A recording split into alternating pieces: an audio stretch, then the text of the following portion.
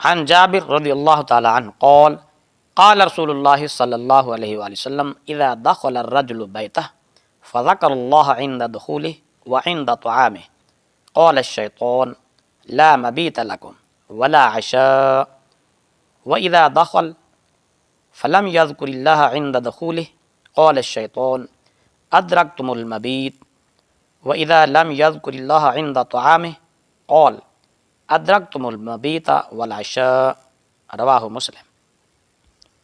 حضرت جابر رضی اللہ تعالی عنہ بیان کرتے ہیں کہ رسول اللہ صلی اللہ علیہ وآلہ وسلم نے فرمایا، جب آدمی اپنے گھر میں داخل ہوتا ہے اور وہ اپنے داخلے کے وقت اور کھانا کھانے کے وقت اللہ کا ذکر کرتا ہے تو شیطان کہتا ہے تمہارے لیے نہ تو رات گزارنے کے لیے کوئی جگہ ہے اور نہ شام کا کھانا۔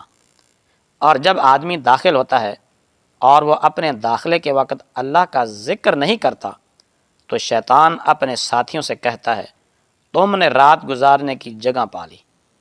اور جب وہ کھانا کھاتے وقت اللہ کا نام نہیں لیتا یعنی بسم اللہ الرحمن الرحیم نہیں پڑھتا تو شیطان اپنے ساتھیوں سے کہتا ہے تم نے رات گزارنے کی جگہ بھی پا لی اور شام کا کھانا بھی پا لیا۔ اس حدیث پاک کو امام مسلم نے روایت کیا ہے۔ اس حدیث پاک میں کھانے اور گھر میں آنے کے آداب اور طریقے بتائے گئے۔